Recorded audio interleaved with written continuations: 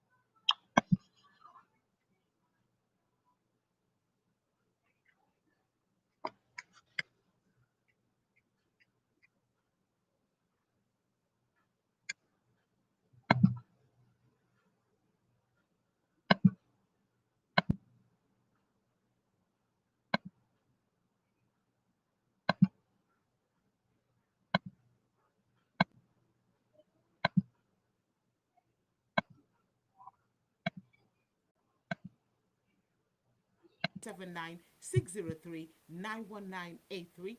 I repeat that 079 603 91983. And if you are calling or texting outside UK, please try to remember that you can put +44.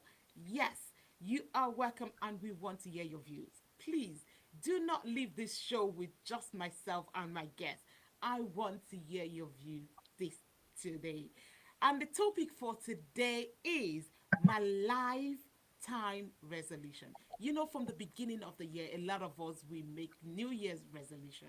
But my guest today is not just making a resolution or does not make resolution just once in a year. It is a lifetime resolution and it is to love and to care. For who? And that is why you have to stay tuned to us this afternoon to find out who does she care for and love all through the year. Come rain, come sun, come riches, come poverty, she care and show love to this set of people. Yes, I have for the very first time on Beautiful Mind, Yanela. Did I say your name right, Yanela? Perfectly. Perfectly. Wow. So please help me make her feel welcome. Today's show will promise you one thing. It's going to be informative and educative all through.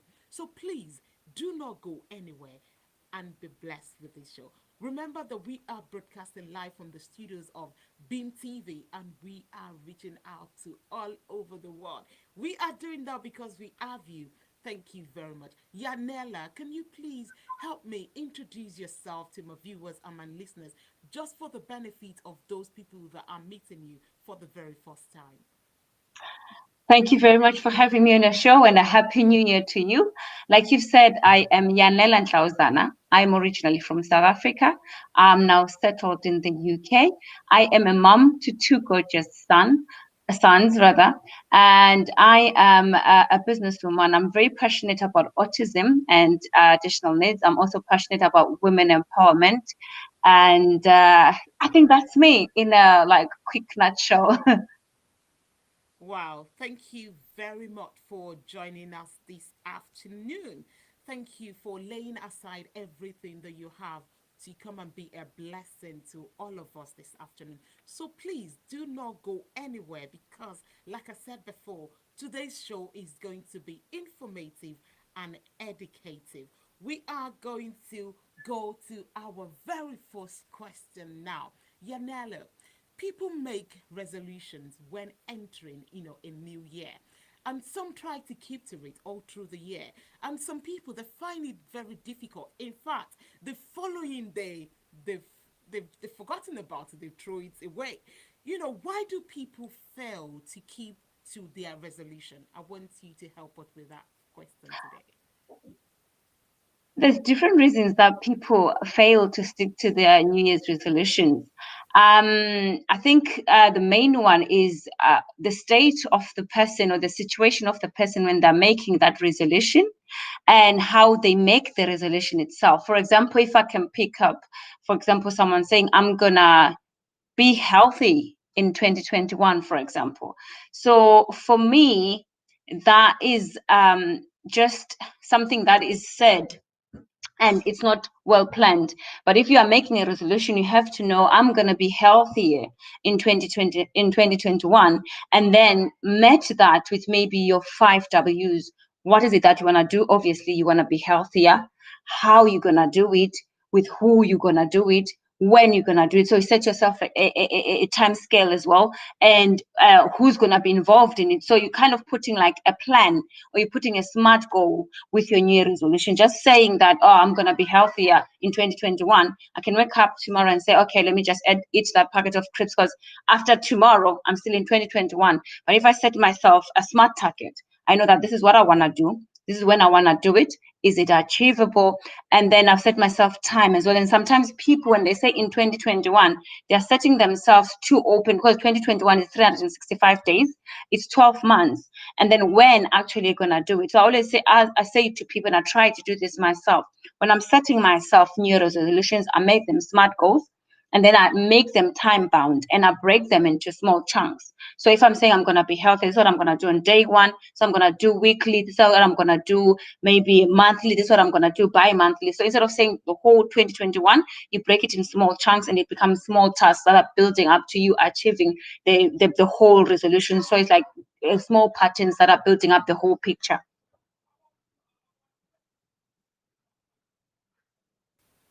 Thank you very much, Yanela, for that. She is saying that we need to break them into small chunks. Thank you very much for that explanation. What is resolution? Because some people might be saying, what are they talking about? What is resolution? I don't do that. I don't know what it is. And why is it important to make one? I think the resolution is something that you want to resolve, something that you want to change. And most of us, the new year, because it's the beginning of the new year, we see it as a new start. We see it as we've closed the year that is past. So we're looking into starting something new.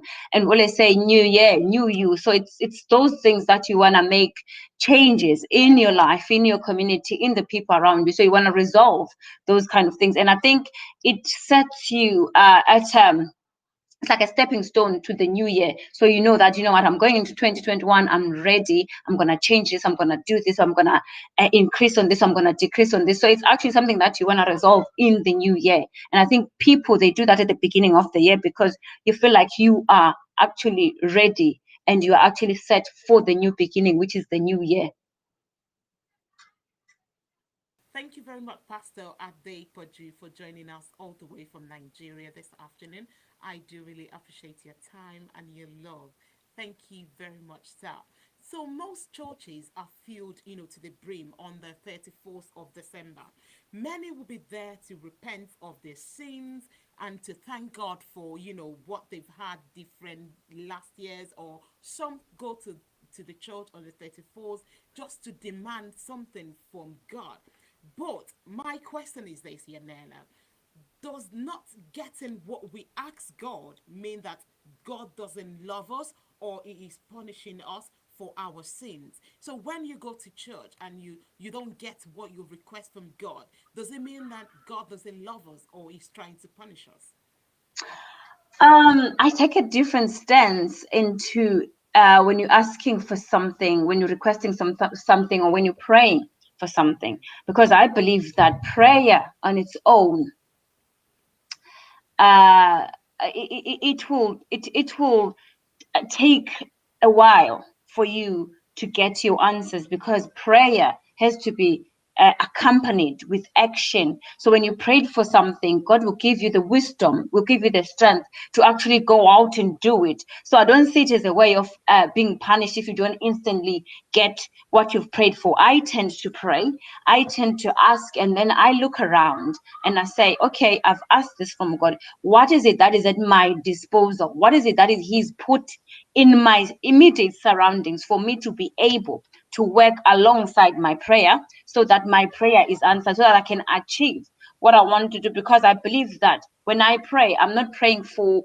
I know people pray for miracles, but most of the time you're praying for wisdom. You're praying for your eyes to be opened. You're praying for a sign. You're praying for direction. Then it's important that you pray, and then you believe that the answers are gonna be in your immediate surrounding. What is it that is at my exposure? Because God will not put you in a position where there's absolutely nothing for you to work with.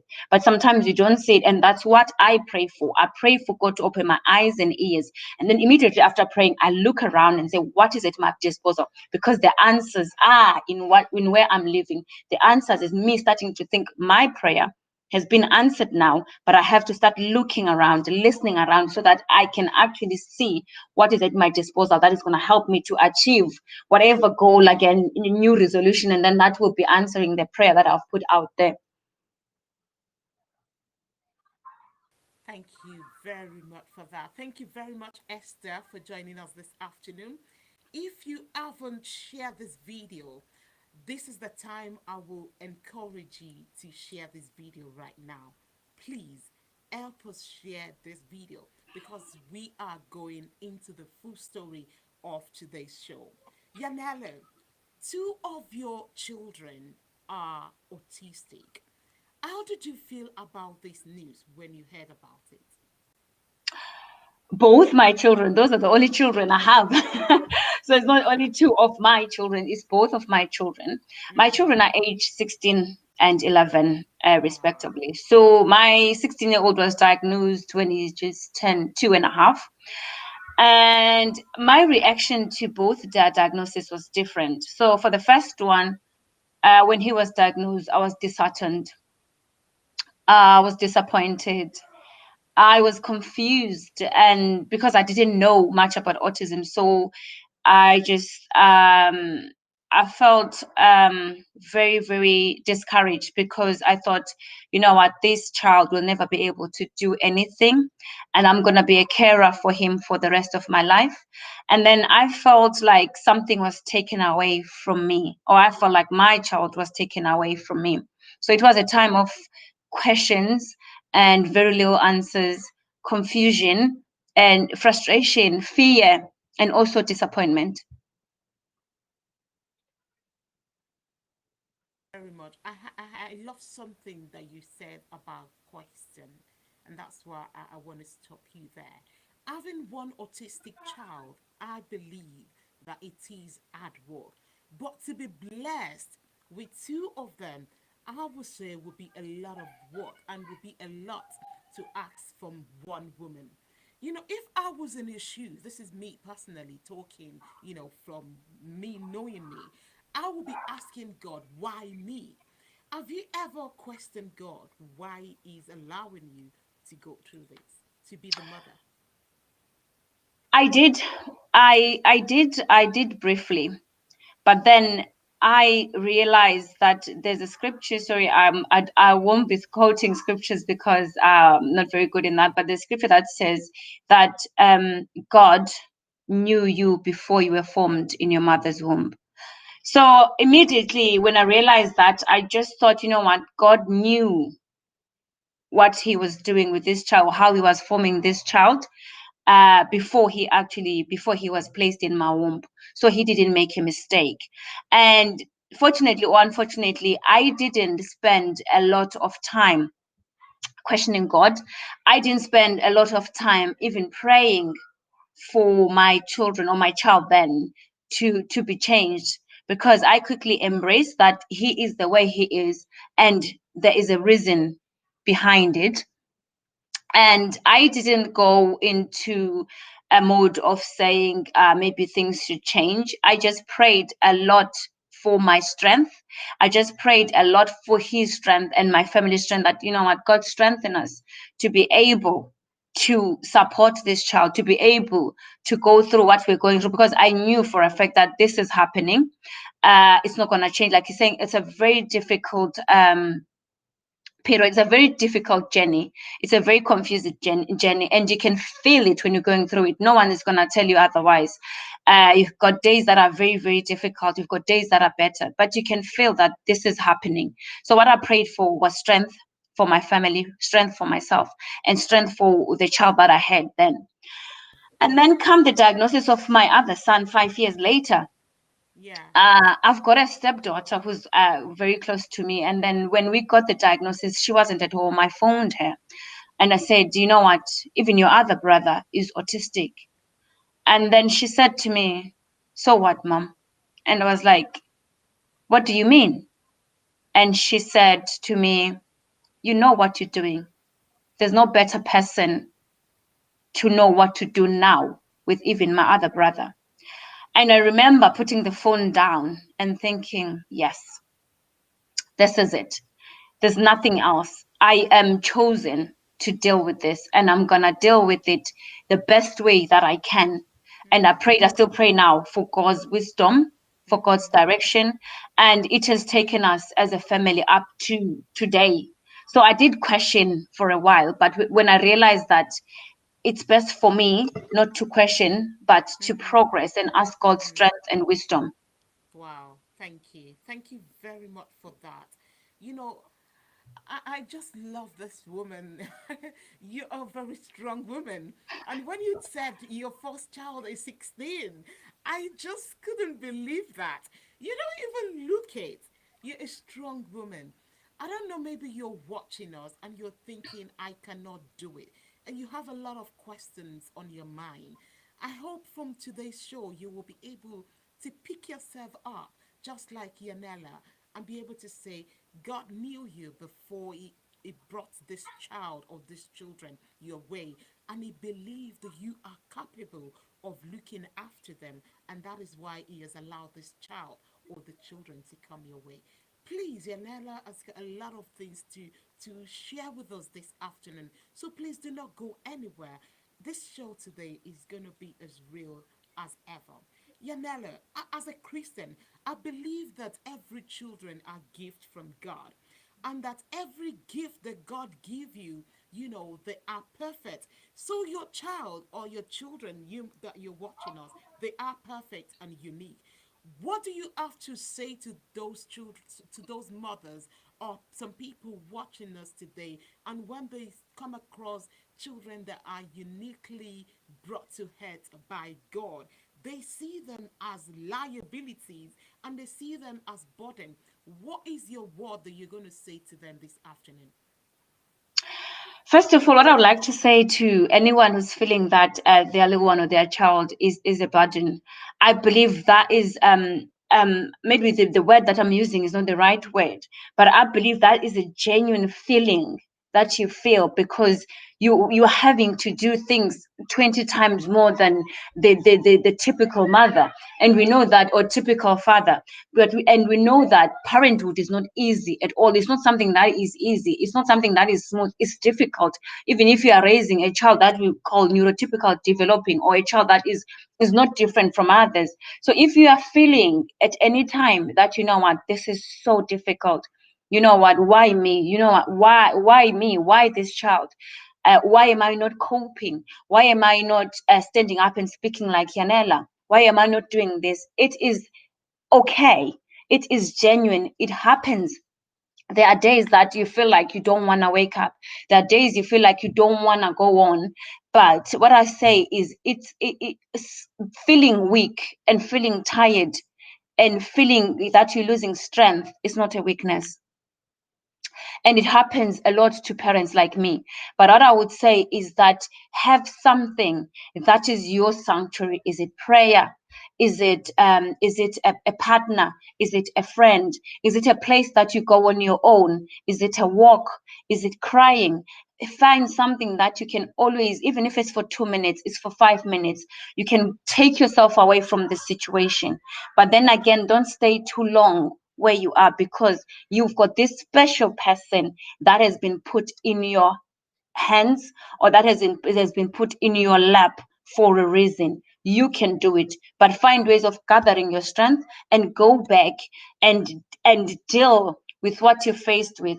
And it does get easier with time, with structure, and with you knowing that, you know what, I've got a child who is different.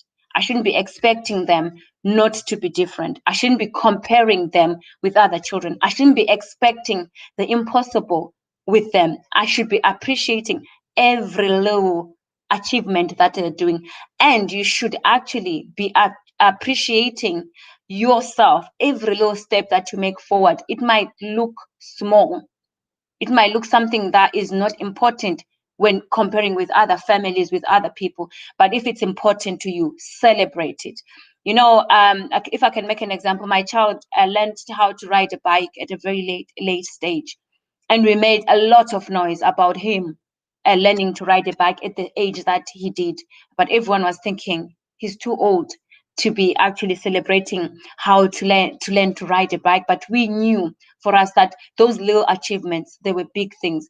And as a parent, and as someone who's supporting that person who is different, it's not easy. And it's not we're not expecting it to be easy. You're not expected to be a superman or to be a superwoman, but you are doing amazingly, even if it's just the tiniest step towards the right direction. I just want us to look beyond, talking about or creating the awareness of autism this afternoon. What she's just said now, what your Nana just said now, I believe is something that is applicable to every aspect of our lives. Sometimes we find ourselves comparing ourselves with other people, looking at what others are doing, and we are condemning ourselves, thinking we're not enough, we're not doing enough, we need to meet up with them, we need to catch up. Celebrate every little success that you've been able to achieve in your life. I know the year is so young, and you might be thinking, what is it to celebrate in the year? Well, I can tell you and I can guarantee you there is something to celebrate about your life.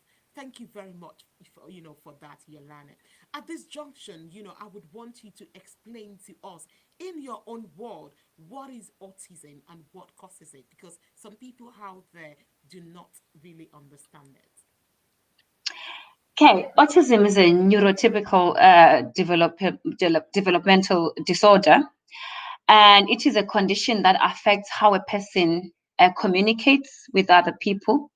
It affects how a person sees the world, if I can put it in a nutshell. So autistic people, they view the world differently from us. So their senses are different from us. The way they communicate is different from us. And then if you think about the way they see, the way I'm saying that they see the world differently from us, so their reaction to the world is also different. So this is when we're faced with what we call behaviors that challenge, because they are not actually, our brain is not processing the world the same way that we are processing. So they tend to have communication difficulties or differences. The way they interact with other people is different, and they also tend to have rigid behaviors. So they like repetition and they like sameness. If I can make an example of how an example of how an autistic person can react or behave. But before I make the example, can I please put a disclaimer that for a person to be diagnosed with autism, there have to be a lengthy observation of behaviors by different clinicians and medical professionals in different settings. So what I'm going to say now is just an example to kind of give you an idea how an autistic person might behave. And also, autistic people are very unique. So no two people that are autistic are the same. So the traits that you might see in one person, they may not present the same way in another person. But if you think about the world that we live in, for example, let me talk about color. Let me talk about temperature, not color. So if like now where we are, it's winter, you might find that an autistic person is not feeling cold, they are feeling hot. The way their brain is processing the weather or the temperature is different from the way we are all processing it. Now, what happens then? The person is feeling hot while we're feeling cold. You want to put them in a room that is heated, all the central heating is on, it's very hot here. So they're going to start complaining that I'm feeling very hot. And then you're not going to understand it because that's not how your brain is processing the temperature. So if it's a child that is nonverbal or a person that is nonverbal, what tends to happen is that they're going to behave in a way that us neurotypical developing people or people that are not autistic will class as challenging, because you're putting a coat on this person while you're taking them outside, they're taking it off. And what you're thinking, it's cold, you should put your coat on. But they are not processing the temperature the same way. This is just one example of many things. I'm just trying to illustrate how autistic people sees the world and how their brain processes the world differently from the majority of us. Thank you very much. And again, some people have asked me to ask, is it hereditary? Will an autistic person give birth to an autistic children? They want to find out. Um, okay, there's no known cause for autism, and there's no known cure at the moment, so it's non-curable. So it's difficult to know what causes it. There's a lot of research that is out there that seem to indicate that there can be environmental factors, there can be genetical factors.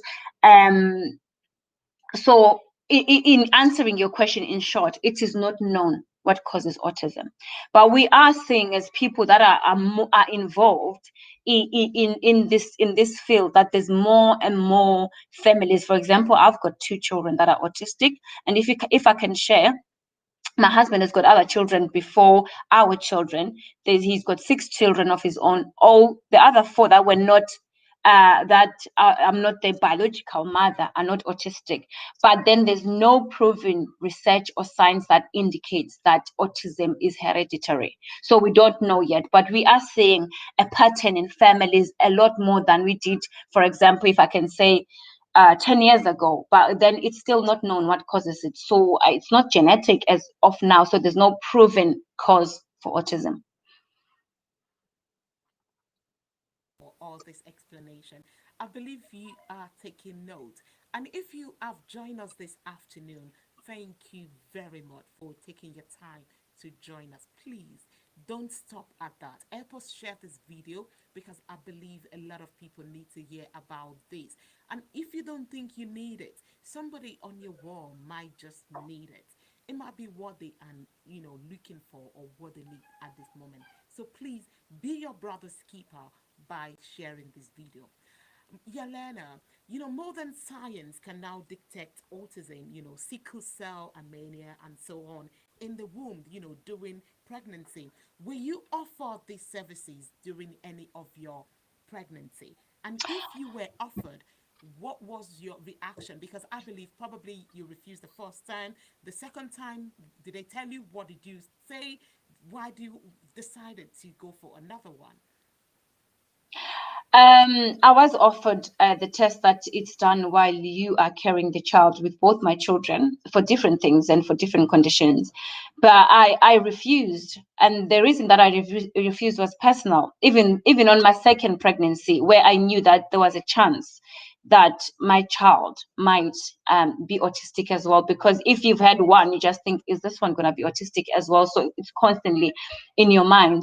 And the reason I refused was that I thought, let's say, I'm not going to make an example of autism. I say, if they did the test and they found that there was something different, or the child had one of the conditions, and then what was it going to change? It wasn't going to change anything for me, because I was going to continue carry the child to full term, unless I was advised by doctors that maybe the child is no longer existing inside me. That was the only time that I would go ahead and terminate. But again, that is, I think it's a personal choice for different people. And I think for myself, if it was for autism, especially with my second child, I'd had one beautiful child that is autistic, and I wouldn't have changed him for anything that time when I was pregnant with his younger brother. He was 5 years old.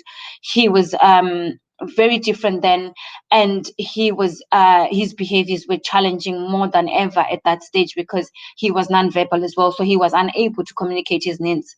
But then again, it wouldn't have made a difference knowing before the child was born whether they had any other conditions. And because some people have been offered that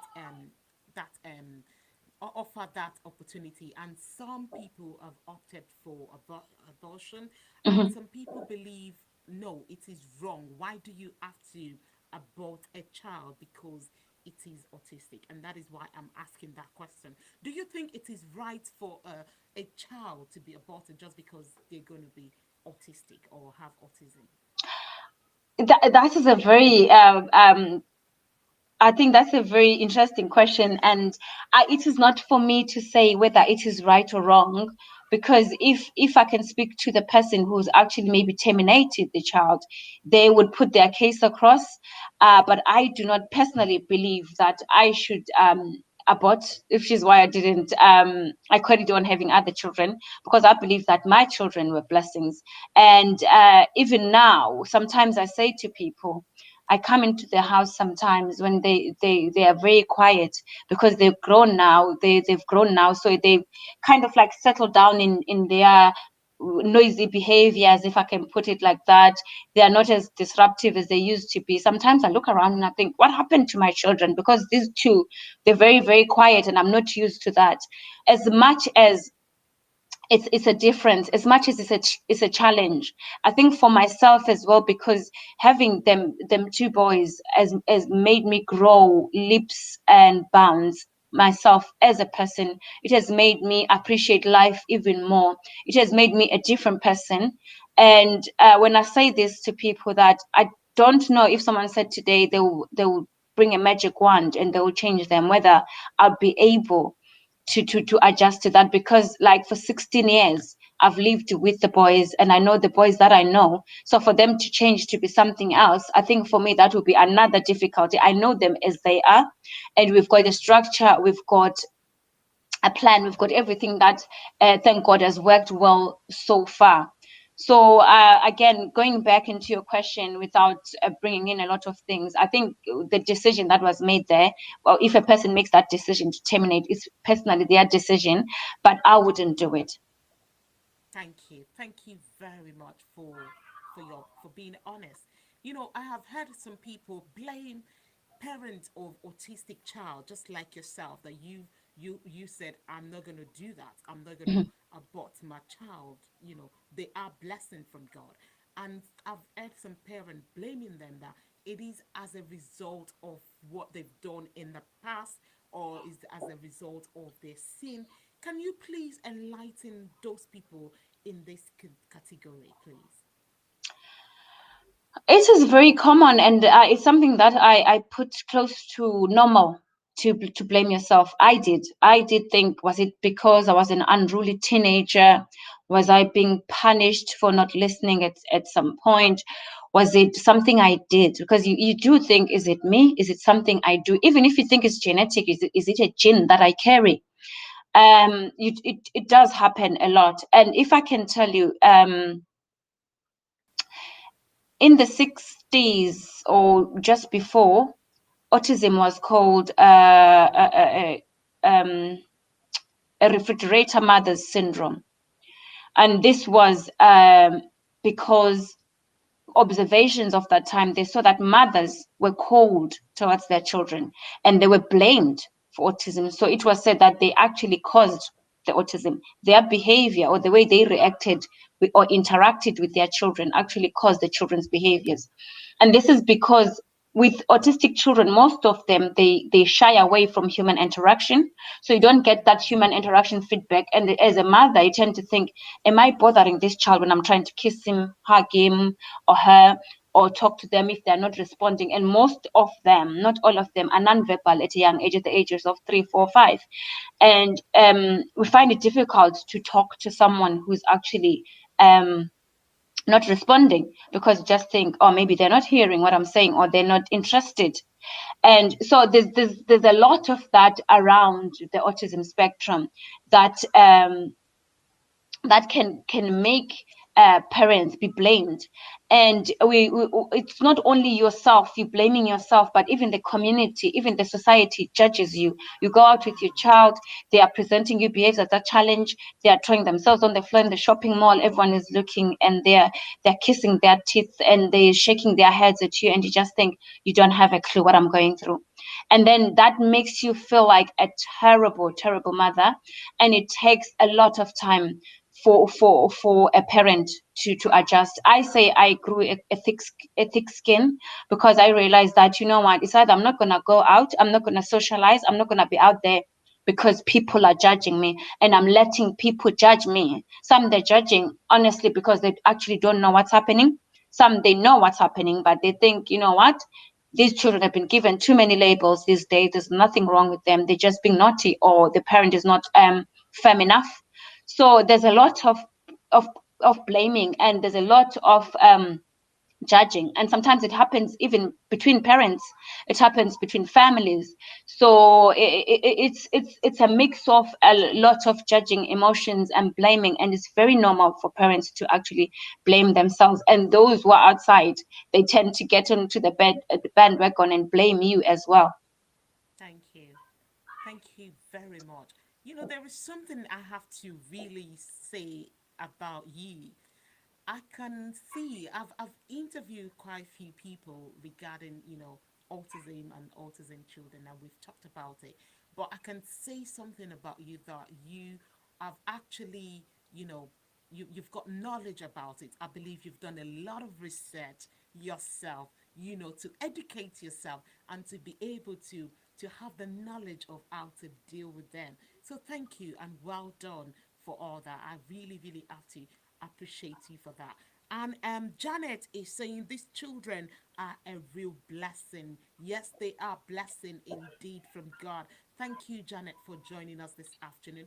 Please help us share this video. And if I didn't mention your name, it's because probably you're not saying hi to us, or where you are watching from, or you're not telling Yanela that you love her and you are watching her this afternoon. So please help us share this video, because we believe that a lot of people need to see this video. Right, do you think it will be fair, Yanela? Do you think it will be fair if we are able to, or we could choose and pick what we would love our children to look like?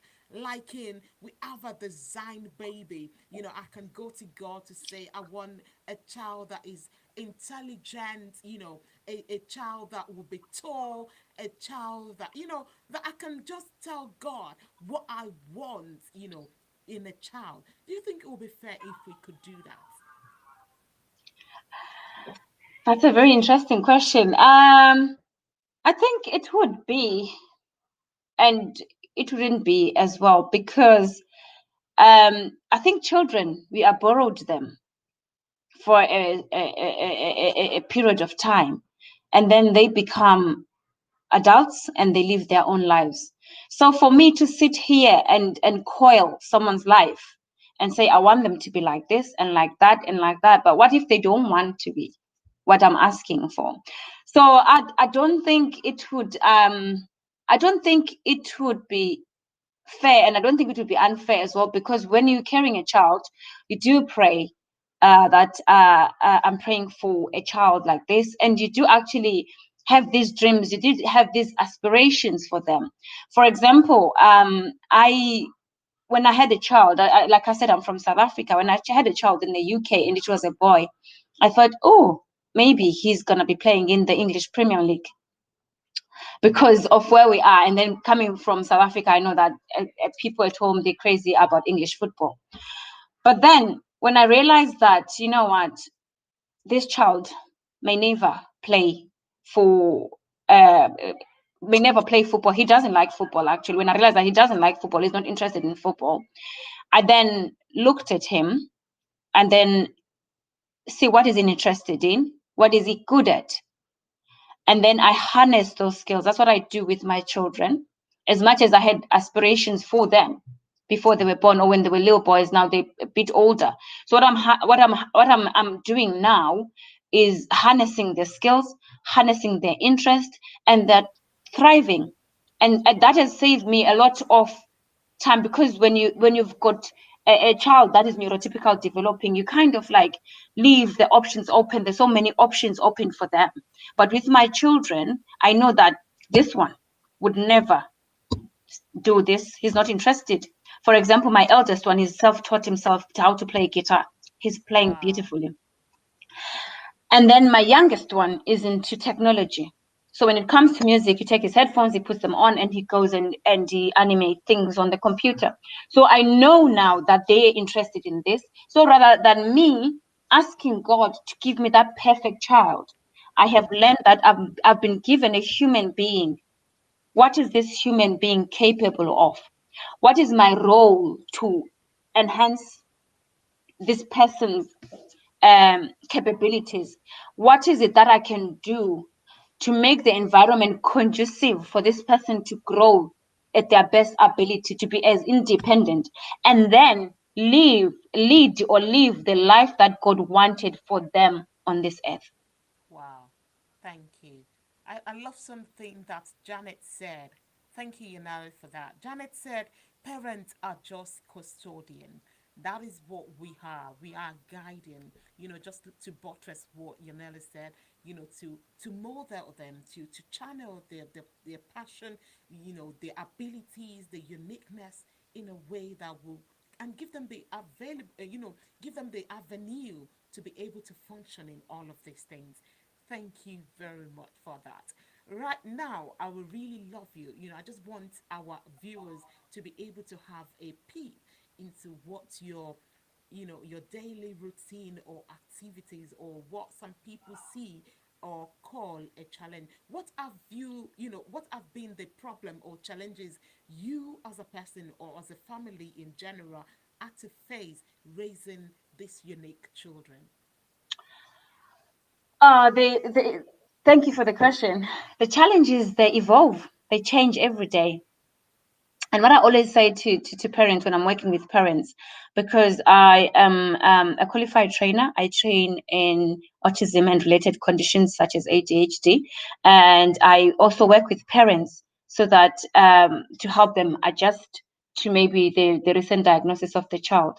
And then what I always say to them, don't think about future challenges, don't foresee things, don't focus, work with what you have in front of you now, because it changes every day. So for us, it's been structure. So we've had to, for years, to run our house like a military camp. So if things are done at 8, they have to be done at 8, not a minute before, not a minute after.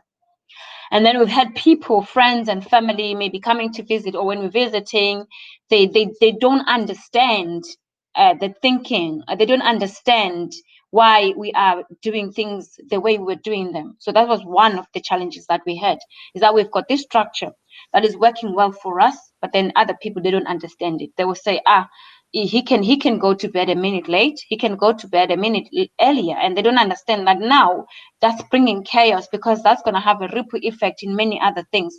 The child might not even sleep because it's a minute or 5 minutes before their bedtime or whatever. So that's been the challenge. And I think another challenge that we've had is that I can say this confidently: most autistic people or children, they've got the most beautiful bodies, beautiful builds, are handsome, beautiful, and people look and they see my son is tall, he's healthy, because it's invisible, and they look, no, there's nothing wrong with them.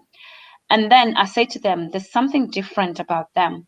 Nothing is wrong with them, I agree with you, but there's something different about them, until a person actually listens and you educate them, because it's so different. For example, someone who's got one limb, for example, or someone who's in a wheelchair, it's easy to make adjustment for them, even if you don't know them, because you can see, okay, I have to make space. There's someone who's on a wheelchair coming my way. They will need more room to maneuver or to move. But if you are working with autistic people, it's very difficult to tell by just looking at them. So that's been our biggest challenge as a family, and asking other people to make reasonable adjustments when they're dealing with us or with our children. Wow, wow. Thank you very much. I love something that Elizabeth said there. Thank you, Elizabeth, for joining us this afternoon. Elizabeth said that yes, that you have to be focused on the now. Well done, Mon. Indeed, they are unique in their own way. Thank you very much, Elizabeth. Thank you for joining us. You are absolutely right. They are really, really unique. And sometimes you will see them and you will think, wow, this boy, this girl is really handsome, but you don't know what they are going through.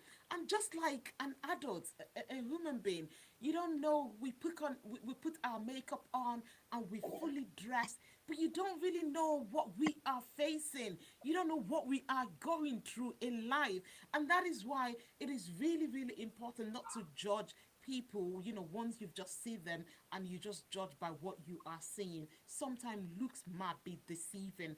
And I love something that you said. You might be thinking you are saying that in relation to autistic children, but I believe if all of us can actually be consistent in everything that we do in life, we will see how far we will be able to go. And it's not just about being consistent, but about doing the thing we do at the right time.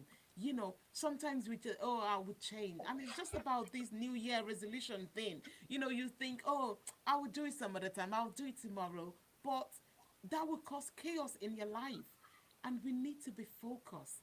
So thank you very much, Helena, for all these tips that you are sharing with us this afternoon. I believe every one of us that are watching or listening this afternoon, you might be thinking, I don't have a child that is autistic or that is unique in their own way. But all these things that she is saying, you can use it even in your own daily lives as well. Thank you. As I know you said, you face some things in life, but have you or have your child ever been bullied or treated badly or differently because of their uniqueness, before that you want to, do you have an experience that comes to your mind that you want to share with us this afternoon? Again, that's to raise the awareness and let people know that they might not think of it as something, but those children see it as a main thing. And as a parent or as a carer as well, you see it as a major thing. Human beings in general, they don't we are conditioned not to like something that is different, and children are best at doing that. So we've had a number of issues where we've had other children picking at our children, but what we've done, we've used that opportunity to actually educate those children, their parents, and everyone around, that, you know what, or including our children, that it's okay to be different, and someone else shouldn't pick up on you because you are different. And also use that opportunity to educate the other people that are being bullied, are being bullies, or not understanding that, you know what, people are different. And then it's up to that individual to kind of think, you know what, I'm still going to continue treating these people differently, or ugly, because they are different. And for me, every time I get, or us as a family, every time we get into a situation like that, the first thing we think, educate, because that person may not be aware of how the other person is feeling, or how why a person is behaving the way they behave, especially when it comes to children, because they do this. And sometimes it's I don't want to say bullying is innocent, but I think that the first point of call is education. And then if that person is refusing to be educated about how their behavior is affecting the next person, and then why the other person is behaving differently from them, then you take all the necessary steps then to deal with it as you would, um with bullying. And for me, it is actually, I've spent a lot of time working with the boys, teaching them that how should other people deal with them. Let me make a quick example. In 2018, I was in South Africa in summer, and they had to travel unaccompanied from London Heathrow to Johannesburg. I have to say, I spent the whole night standing while I was waiting for them. But again, that's a skill that I wanted the boys to learn, and it has taken me years to actually teach them. So whenever we're traveling, I would make sure that they know about passport control, they know about queuing, they know where we're going, and it took years. So for me, that was a climax of a very, very hard work that we did for the boys. But the youngest one, what I'm coming to, the youngest one, when they got into Heathrow, their dad took them here and dropped them in Heathrow. But the youngest one, when they got into Johannesburg airport, they were excited to see mommy. And then the first thing he said was that, mommy, South African Airways treated us very well. So I've taught my boys to be conscious of people mistreating them as well, because I am aware that I'm not always going to be there. So they have to know ill treatment. They have to differentiate between someone being nasty or someone being inquisitive or curious. So that's, I think the work there has to work in a holistic manner, that the people that are bullying, they have to learn that whatever you're doing is actually not acceptable. Are you aware? And then the person that is being bullied as well, so that they learn to know that this is not acceptable and you shouldn't accept it, and then how to deal with it.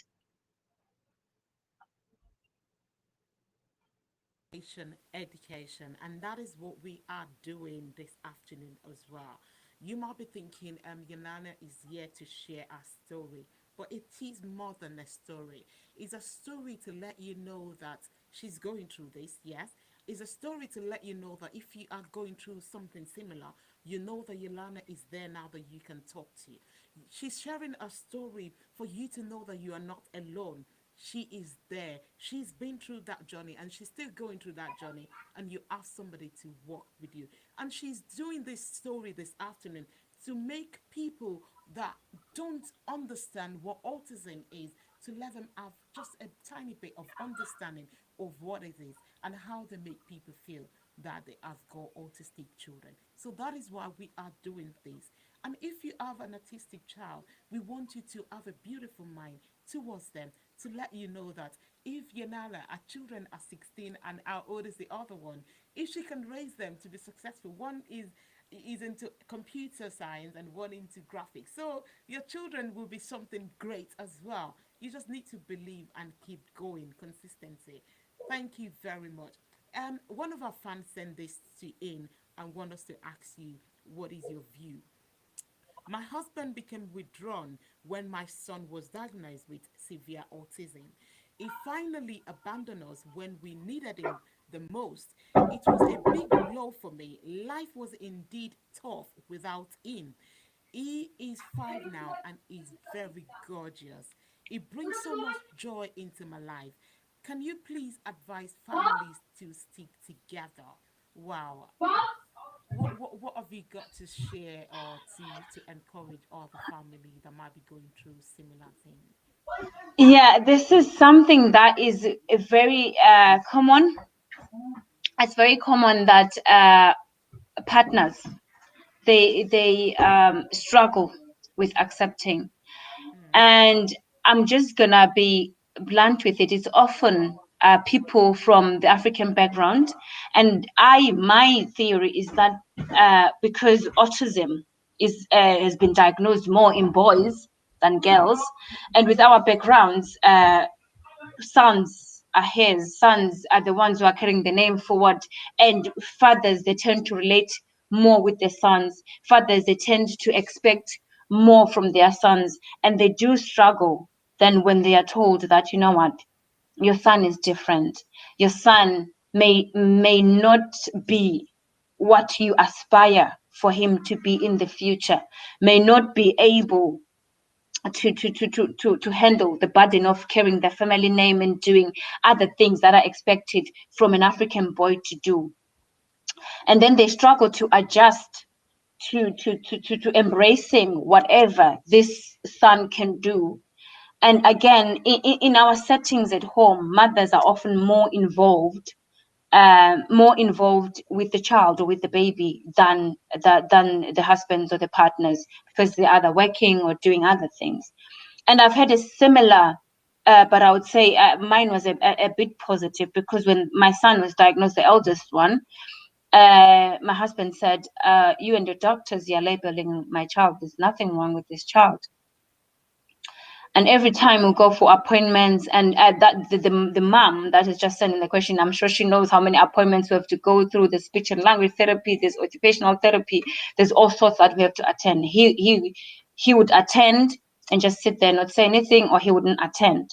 Then I saw a gap, and I thought, you know what? It doesn't matter. Forget the label. There's nothing wrong with him. But how about we communicate with him this way? He was nonverbal. Then I said, okay, let's use pictures to communicate with him, because you can't communicate otherwise. So forget the label. Forget that he's autistic, but he's here in front of us. So how do we communicate with him? So that, for me, I think it took a pressure off him of saying, oh, my son is different as a man. And I usually say that some of them, it's so difficult that they decide to run, and it's on the person who decided to abandon his family, or to run, because they couldn't face with the challenge, or they couldn't face the difference. Because like I said at the beginning, we humans were conditioned not to accept something that is different easily.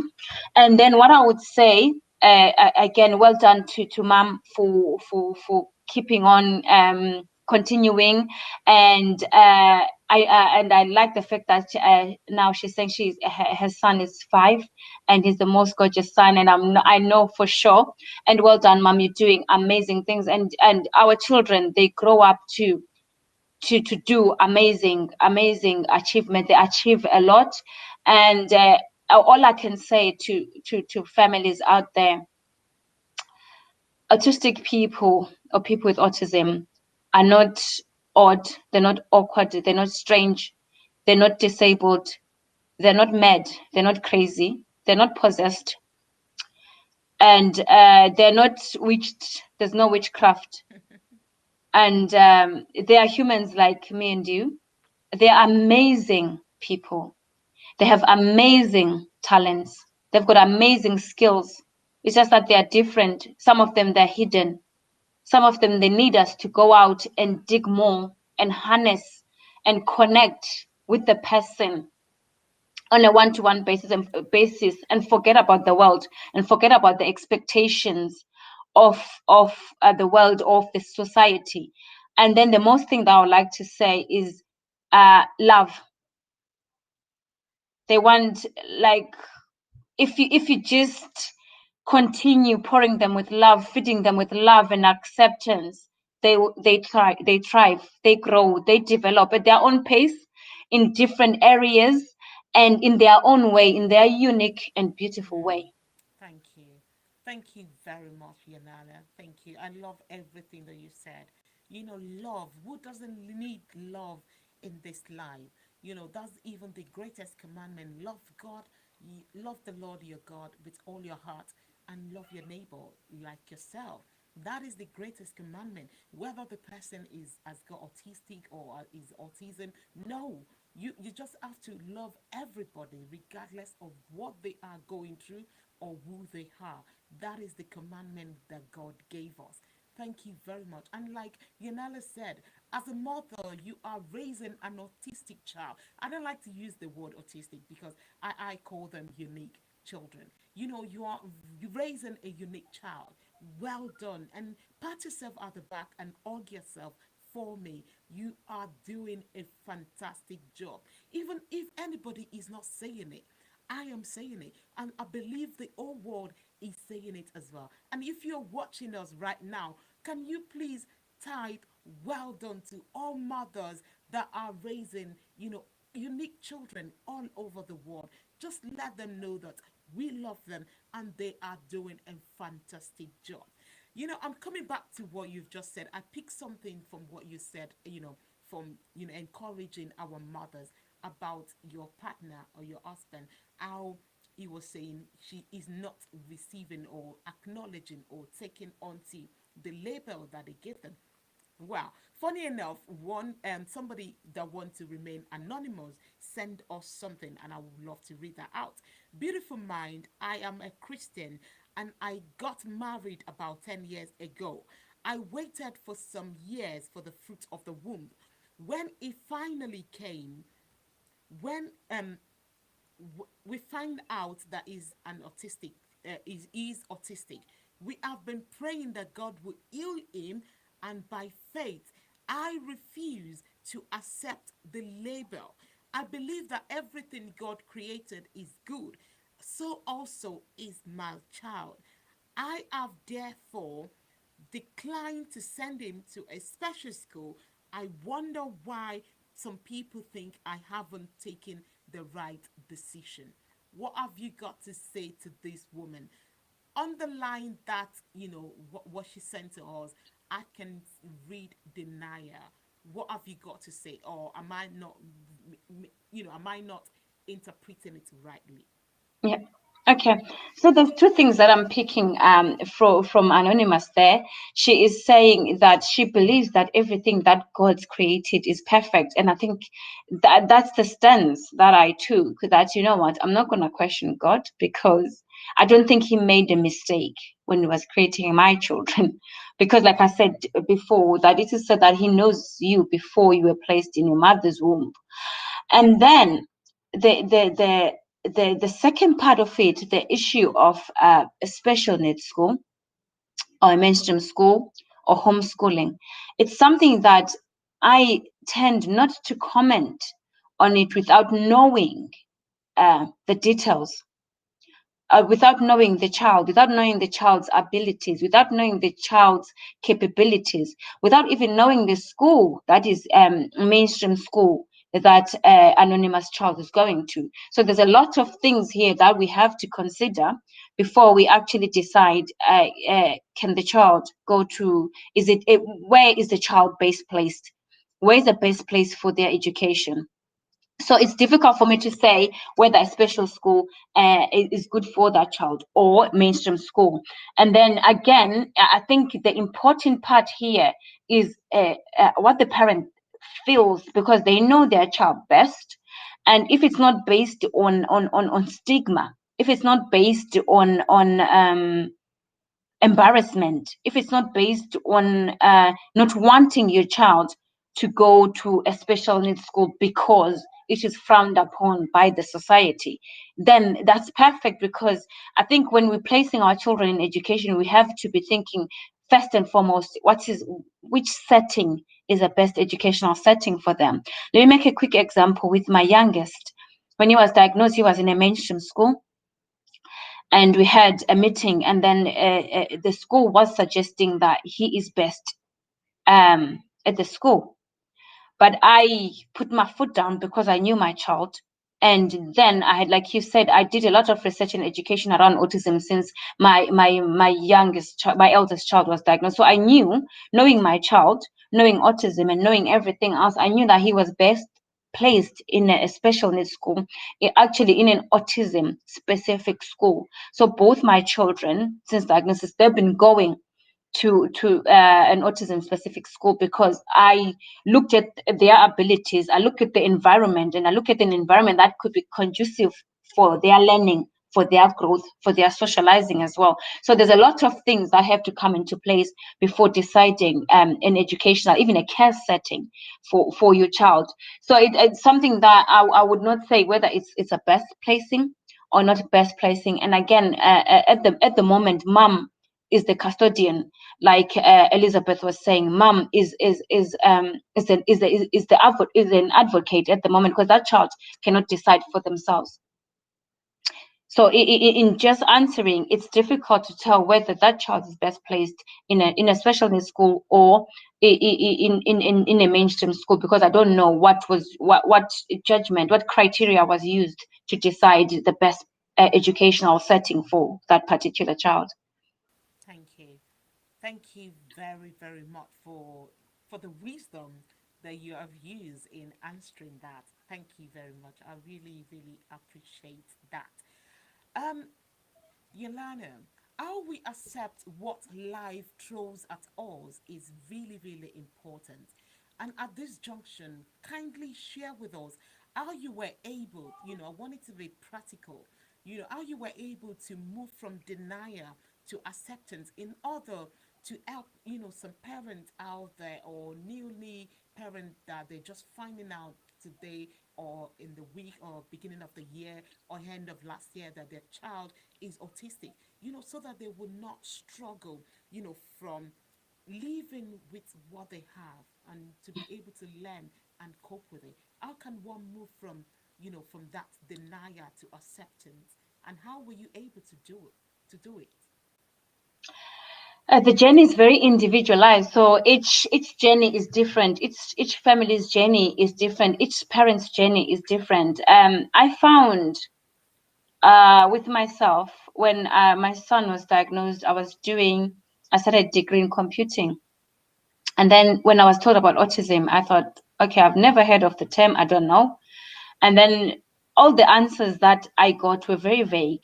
For example, asked, will he ever be toilet trained? No, we don't know. It manifests different in each individual. Will he ever speak? Or we don't know. So everything was not clear. There was no prognosis. There was no any projection as to where this child's gonna be, even in the next 6 months. So I thought, you know what, let me educate myself, because this is the only way I can do. And to be honest, my university education didn't give me all the answers still.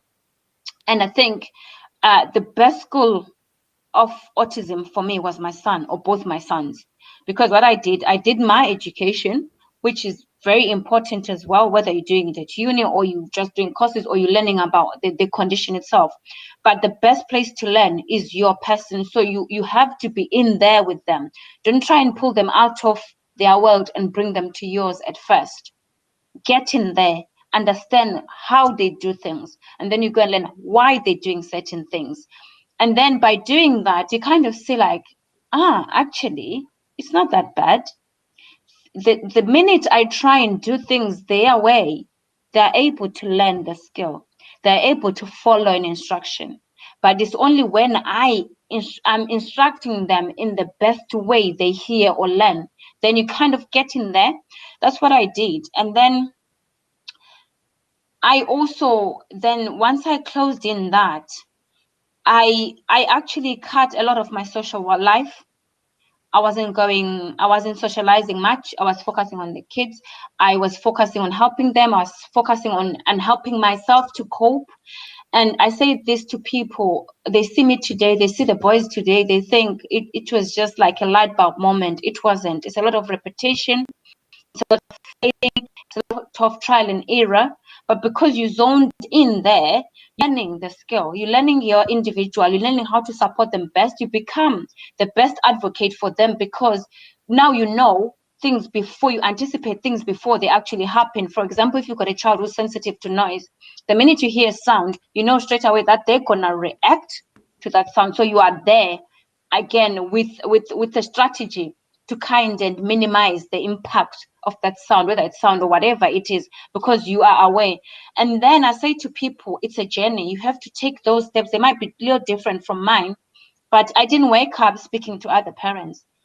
I was I was in my little corner, where some days I'll rock in a corner where I'm really struggling. I'm like, today I'm not waking up. I had learned to think, you know what? House chores are not a priority. If today I don't feel like doing any chores, I'm not going to do them because I'm exhausted. And everyone around me knew that I am exhausted. I'm not going to do any chores. They can wait. So I picked my battles and then I saw the results. And then when I got my results, I could actually breathe. The independency was increasing on the boys. Then I introduced my world to them. So at first I went into their world, understand how they operated, and I said to them, listen, the world out there is not anything like what you have. So let's do a 50-50. Meet me halfway. So I gradually took them out of their comfort zone and introduced my world. But then now they've created trust with me. They created that love. They knew that, okay, this person has got our best interest at heart. And then she's going to introduce things to us gradually until we are able to. So now we are at the HS stage where the boys, I can actually leave them on their own and go shopping. I know they're fine. If someone had told me like this, God, 7, 8 years ago, I would have thought, no way, it's never gonna happen. My eldest, I thought he was gonna be nappies the rest of his life. I thought he was never going to speak. This is when he was about 4, 5. So what I'm saying, it's a journey. So you have to just take each step as it comes until you reach a point where you feel like, you know what, I can move. And this is when I felt like, you know what, I've done so much for my immediate family. And I looked back at things that I worried about so much. And I always say, I think if I had a Yanela then who was telling me, actually, it's not that bad. Actually, take each day as it comes, because whatever you're facing today might change tomorrow like this. So all your planning, whatever your projections are, they might not even be there. So this is when I thought, okay, I am emotionally and I am at a better place with my education and understanding of the condition, that I can go out there and reach out to other parents that are at the beginning of their journey. Because I know that to see someone who's been where you are and they're actually telling you, you know what, or you can actually see that there's some light at the end of the tunnel, and this is what you can do to make that light a little bit brighter for you and your Wow. family, as much as an individualized journey. Yeah. So Thank that's what you. I did. Wow. Thank you. I believe you know you're gonna get back to me, Yelena, to tell me that a lot of people have been contacting you, from watching this show, because you are really, really grounded. You know your stuff. You've done a lot of research. And I really want to applaud you for that. Well done. And as parents, you're raising a unique child or unique children like Yanala. I want you to tell yourself, take a day as it comes. Relax and chill out, and don't stress yourself over house chores, because as women we just want to get things done. We want everything to be in place. But if you are raising children that are uniquely, blessed by God, you know that you just have to take time and take time to rest. Look after yourself, your well-being as well. You are important as well as those children. It is really interesting to know that you have African background and African roots. What are you doing, to enlighten ethnic minority, ethnic parents, like you said, that a lot of, especially the fathers, they find it difficult to accept and to understand the children. What are you doing to enlighten them? I'm always open to speak to anyone who wants to speak about autism or who wants support around autism. I always say to people that my door is always open for that, whether it's the middle of the night, if anyone has got a question, or even if it's just a parent who's wanting to have a chat. I was just wanting to offload, and maybe someone who wants to just say, you know what, I'm not coping. Because when you're saying you're not coping to someone who has not been coping or who's been where you've been before, it's much easier. And also, I run charitable work here in the UK. where I raise autism awareness, not only in our communities, but my focus is the BME community.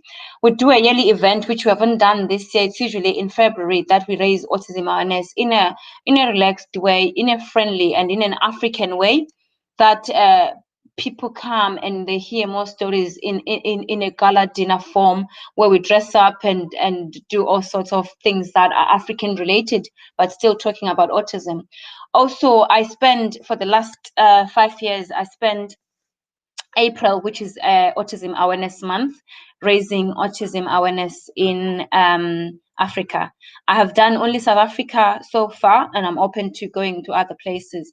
The reason that I go back there, I'm very much aware that Africa, in comparison to the UK, we are far, far behind when it comes to autism awareness and acceptance. And when my eldest child was going through all the assessments and all the support, speech and language therapist, psychology, and all the package that he had, my mind was thinking, what could have happened if I had my child when I was back in South Africa, in the village that I come from, where just mainstream health facilities are close to non-existent. And this is why I do what I do.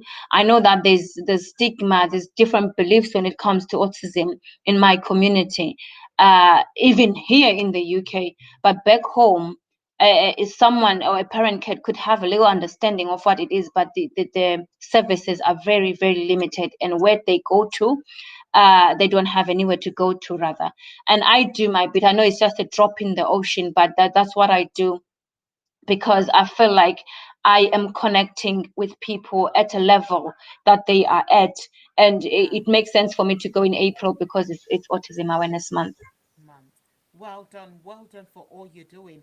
And you said you're just doing your own little bit, but that's what we can all do.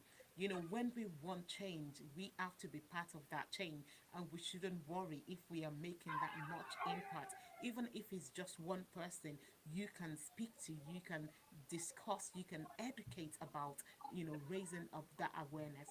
You are doing great things. So well done. But I believe I'm a Christian, and I go to church. I think the church needs a lot of, enlightenment on how to deal with autistic children, because some kids, they run and walk around doing, services, and some people find it distracting, during the service. Is your organization reaching out to churches, and to social groups on how to accommodate autistic children in churches? Definitely, definitely. Our organization goes out to anyone, and I mean anyone who would listen when we talk about autism. But churches are really our focus. Churches and social groups, and the reason that we focus on churches, or we go to churches, is that we know that as parents, or most people as Christians, they feel like church is a place to go when you are struggling. Church is a sanctuary. Church is a place where you should get support. And then it can be really demotivating and disheartening if you go to church and then your child is expected to sit during throughout the ceremony, the service rather, without putting reasonable adjustments to that. I'm not saying the children should be allowed to be disruptive, but there should be an understanding, a separate room for those reasonable adjustments, something that shows that, what, we do understand, support around the people that are around you, so that when you go, small things like people having an understanding that you, as a mom, when you go, you can maybe have someone who takes the child away from you, and you can maybe listen to the word, even if it's like for 20 minutes. But then again, that person who does that, they have to have an understanding of autism and understanding of that child, because you find that parents are resisting. I've had a case where a parent went to church, and then the child had to go to Sunday school, and she insisted on sitting with her, like, no, all the children have to go to Sunday school. No, I know her. It was a girl. I know her. I'll look after her. And the child ended up running off because she was a runner. So she was found somewhere. So the whole church had to go out looking because the child had done a runner and now she was at risk. So there's so many ways that places that people congregate, places where people, they want to come and find relief and release. There's a structure and there's understanding. To the end of today's show. But before we go, I will really, really want you to advise, our parents raising autistic children out there. And again, to let the whole world know how they can support you with your charity, how we can connect with you, and, the times that you meet, let us know what you do. Thank you. Thank you very much. First of all, thank you so much for having me. It's been such a pleasure. What I would say to parents, first of all, like I've said, it's not a shame to be tired. Don't be ashamed when you're not coping. Ask for help. And remember, each day is different. And every little thing that you put in your child, they might not respond to it today.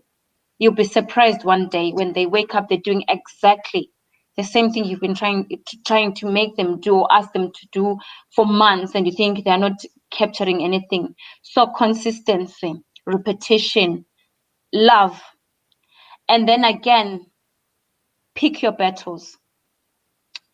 Some things can be left undone. Some chores can wait a day.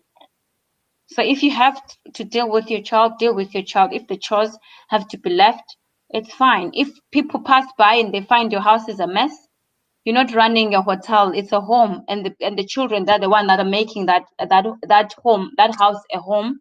So let's grow a thick skin and choose our battles. And again, loving our children is putting more love, more attention, emphasis on little successes, celebrating little successes. It's very important.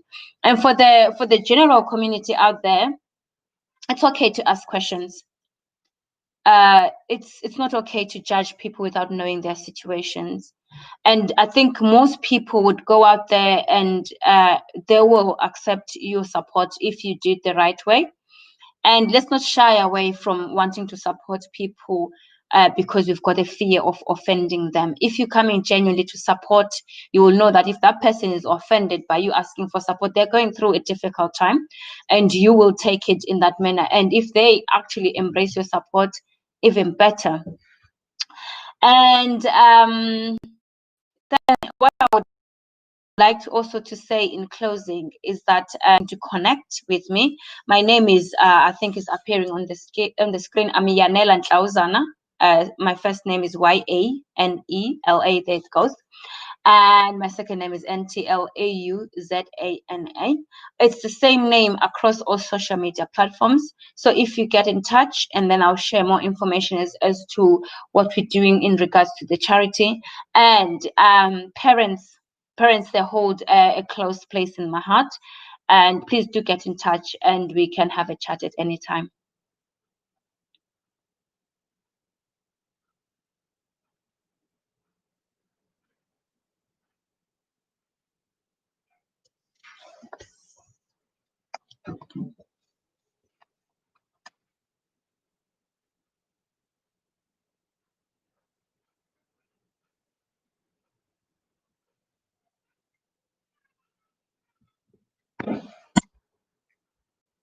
I just want to remind you, please do not forget.